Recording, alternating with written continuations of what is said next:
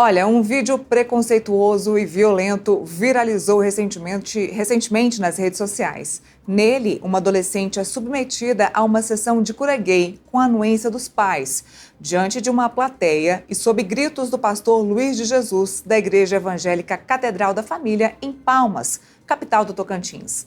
O vídeo em questão apresenta a adolescente aos prantos, enquanto o pastor diz frases como: "Um demônio soprou assim e disse, muda teu sexo." Além de mostrar a jovem desesperada, as imagens ainda trazem os pais autorizando o pastor a seguir com a violência. Vamos ver um pedaço desse vídeo.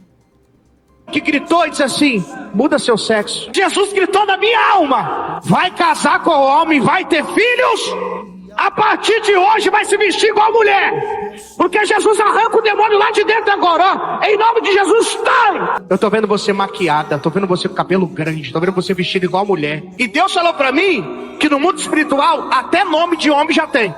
É tão Deus falando com a gente que ela já falou para nós, já nos consultou sobre isso antes da gente vir para a igreja. Sem orientação, disse a ela que não teria preconceito contra a situação e a gente já estava num processo de aceitação. A preocupação estava muito grande, os sentimentos dela por colegas. E hoje Deus fala fortemente, uma coisa que era só minha, da mãe dela e dela.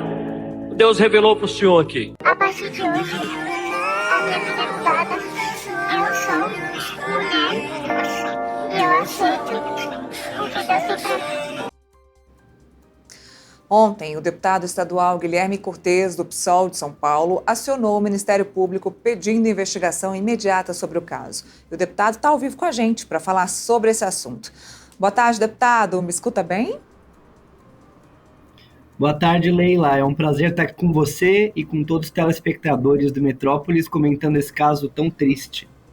Já começo agradecendo a participação do senhor e pergunto, como é que foi para o senhor, como cidadão, ver esse vídeo, um vídeo fortíssimo, e como é que foi a decisão, como parlamentar, de acionar o Ministério Público em relação à violência que a gente vê nesse vídeo? Neila, antes de ser deputado, como você disse, eu sou um cidadão e eu sou uma pessoa LGBT, que já sofri muito com a violência, com a indiferença, com a intolerância na minha vida até eu poder me aceitar. E ver um vídeo como esse, eu acho que para todo mundo que ainda tem um pouco de humanidade, é de embrulhar o estômago. Você vê uma pessoa tão jovem sendo submetida a uma pressão tão violenta para não aceitar a sua identidade. Isso é lastimável. E mais do que lastimável moralmente, isso é criminoso.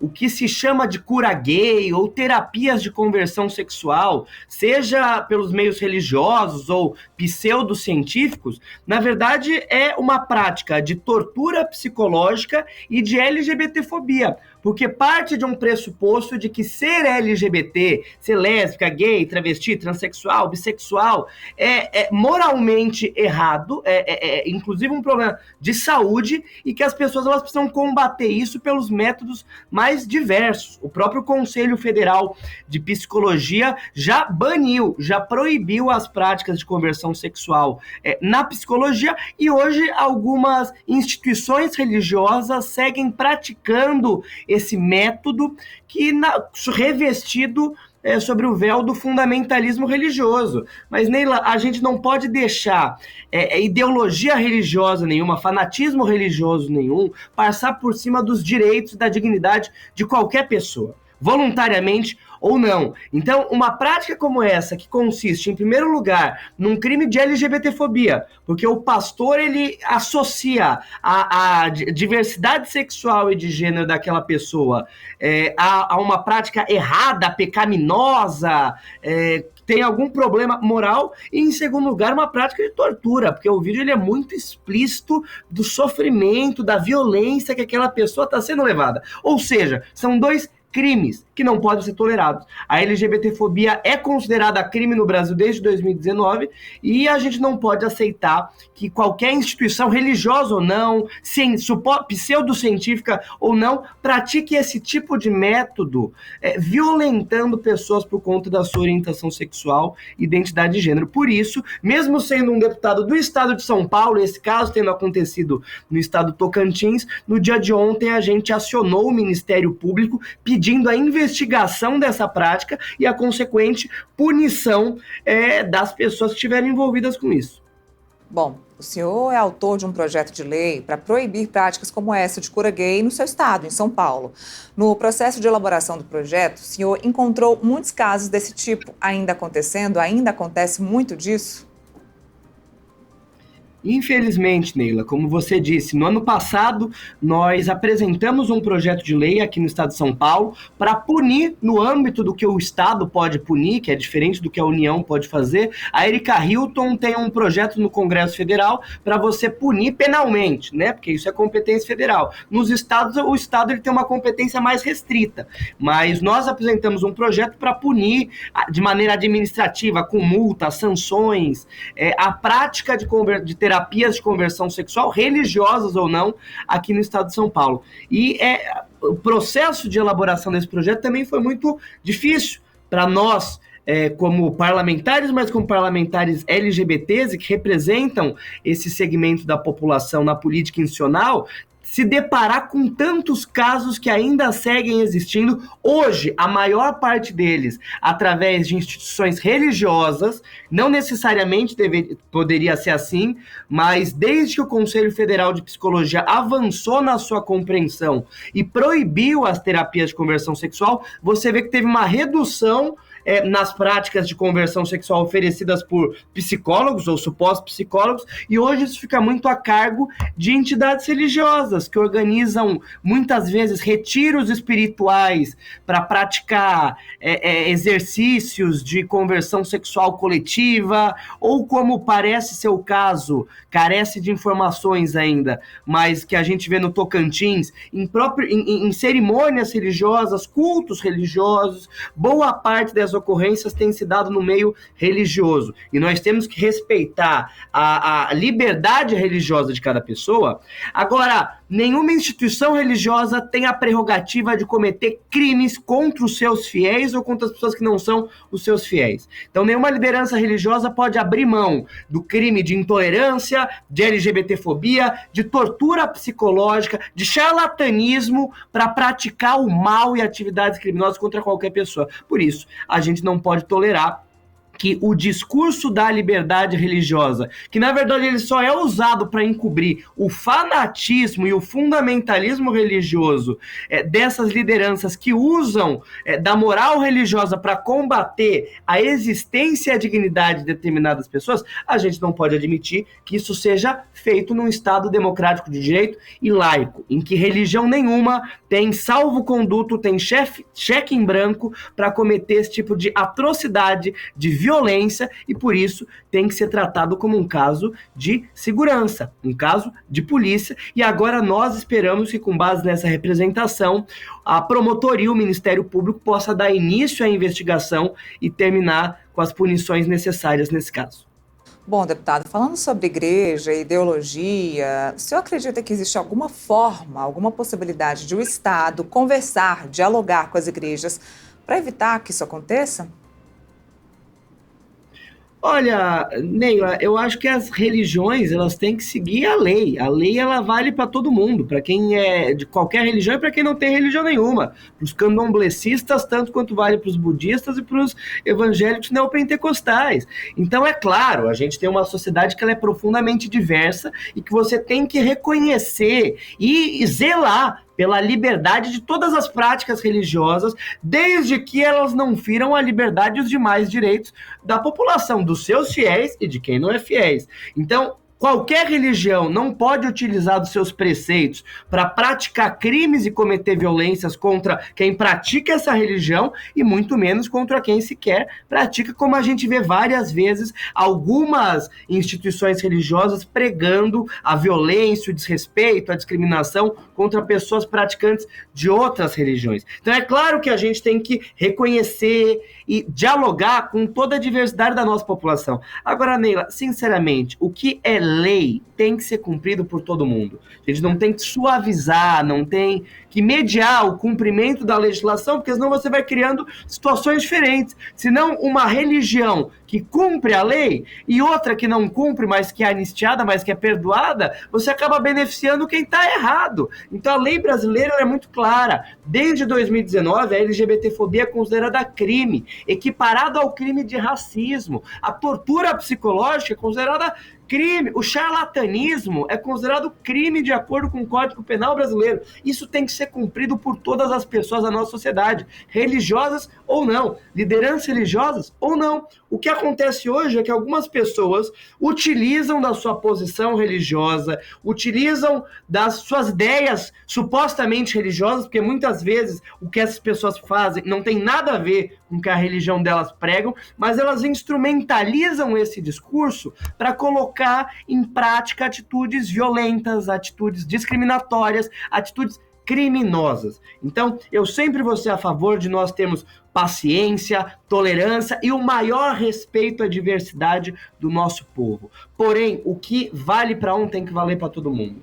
O que é crime no Brasil tem que valer para todo mundo. E nenhuma religião e nem nenhum agrupamento pode utilizar de qualquer argumentação para deixar de cumprir a lei. Então, a gente não pode tergiversar e mediar a necessária resposta que o Estado tem que dar para esse tipo de cometimento. Se você tem entidades religiosas que estão utilizando de um discurso religioso para praticar crimes, violência, constrangimento, sobretudo contra menores de idade, o Estado ele tem que dar uma resposta. A partir do momento que o Estado ele deixa de cumprir o seu papel por se tratar da religião A, B ou C, aí a laicidade do Estado está sendo atacada. E esse é um dos princípios basilares da nossa democracia, do nosso Estado, que nós precisamos lutar para preservar. Falando sobre o seu trabalho como parlamentar, no fim do mês passado, o senhor conseguiu as assinaturas necessárias para protocolar na Alesp uma CPI para investigar e combater os casos de desaparecimento e assassinato de pessoas LGBTQIA+, após marcar encontros. Isso ficou, inclusive, muito famoso na mídia, né? Essa história das pessoas marcarem encontros por meio de aplicativo e acabarem sendo sequestradas e assassinadas. O que a gente pode esperar a partir de agora? Olha, Neila, as pessoas elas podem achar um tema menor para você fazer uma CPI, algo tão específico, né, como os desaparecimentos, sequestros, assassinatos, através de aplicativos de relacionamento. Agora, muito além do aplicativo, o que essa CPI ela quer revelar é de que quando você é uma pessoa LGBT no Brasil, que é o país que é apontado como o que mais mata pessoas por conta da sua orientação sexual ou identidade de gênero, na cidade de São Paulo, que segundo um estudo feito recentemente, nos últimos 5 anos, viu os casos de violência LGBTfóbica aumentarem na proporção de mais de 1000%, significa que você não está seguro nas atividades mais banais, seja no seu ambiente de trabalho, no emprego, na rua, ou até mesmo uma coisa que para a maioria das pessoas cisgênero e heterossexuais é uma coisa muito simples, que é você marcar um encontro através de um aplicativo.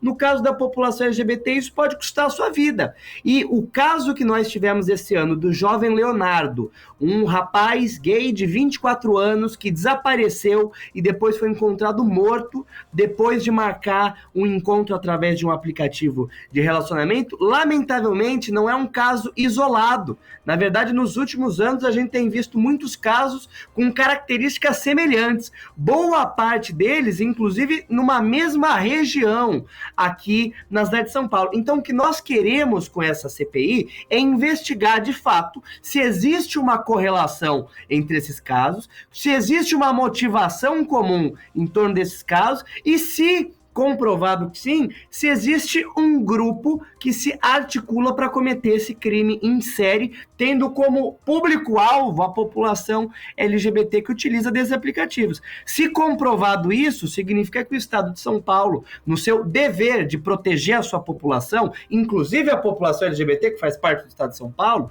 precisa elaborar políticas públicas, mecanismos para proteger a população LGBT dessa situação de vulnerabilidade. Então, ficamos muito felizes que conseguimos um número mínimo de assinaturas para o protocolo da CPI, que é o primeiro passo. Nós tivemos assinaturas dos mais variados partidos, o que mostra que essa pauta não é, ou pelo menos não deve ser vista como uma pauta de esquerda ou de direita, mas uma pauta de humanidade. Eu sempre digo que não deveriam ser só os parlamentares LGBTs ou os parlamentares progressistas que se preocupam com a realidade desse segmento da população na política institucional, porque é dever e responsabilidade de todos os parlamentares se preocuparem e zelarem pela proteção da população que eles foram eleitos para representar e para defender. E o próximo passo agora, nós vamos apresentar essa semana ainda um projeto de decreto legislativo que precisa ser votado no plenário da Assembleia para que essa comissão, ela, vamos dizer assim, ela fure a fila,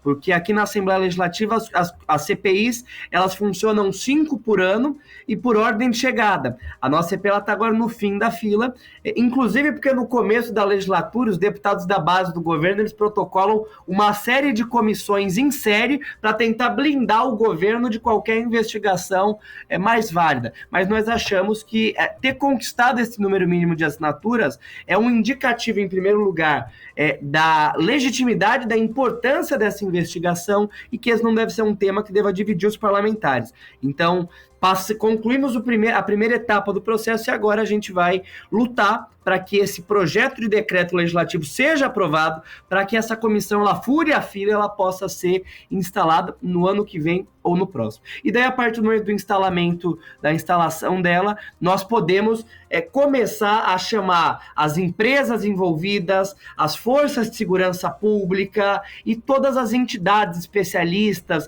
movimentos que possam nos ajudar a solucionar essa questão. Maravilha, deputado. E a gente continua acompanhando aqui, principalmente a nossa equipe do Metrópolis em São Paulo, vai continuar acompanhando com certeza. Eu agradeço a sua participação e espero um retorno do senhor aqui para a gente poder continuar falando dessa CPI.